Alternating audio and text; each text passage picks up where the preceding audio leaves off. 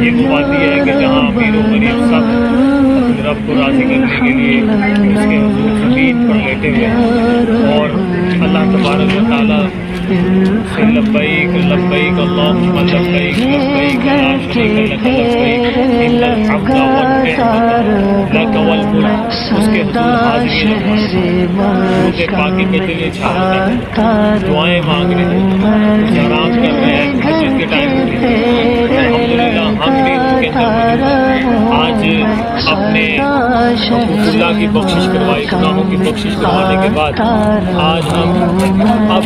حقوق العباد کی بخشش کروانے کے لیے حاضر ہو چکے ہیں۔ اللہ تبارک و تعالی ہمارا یہ الرحمن الرحیم الحمدللہ رب العالمین۔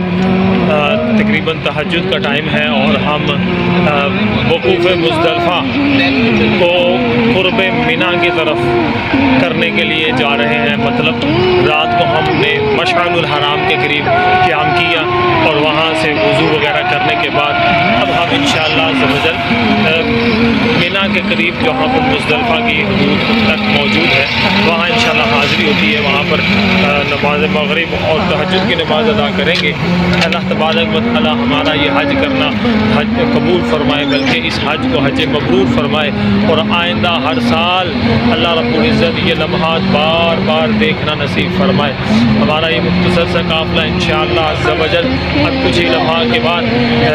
قرب مینا میں حاضر ہو جائے گا، اور پھر آج کا ہمارا کام ہے انشاءاللہ کہ ہم نے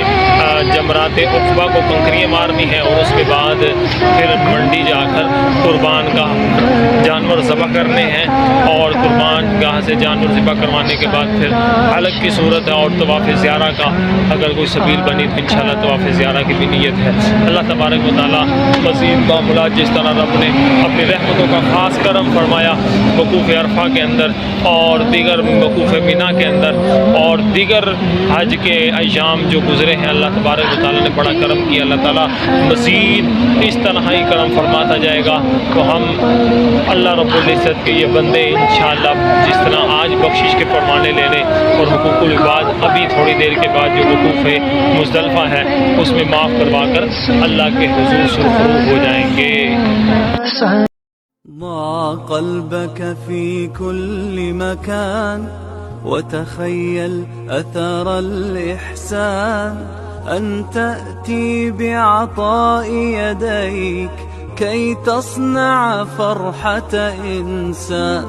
أن تنقذ أملا من ياس، أن تمشي في عون الناس. ما أجمل هذا الإحساس لا يوصف حتما بمعاني. إنسان كوكبي النور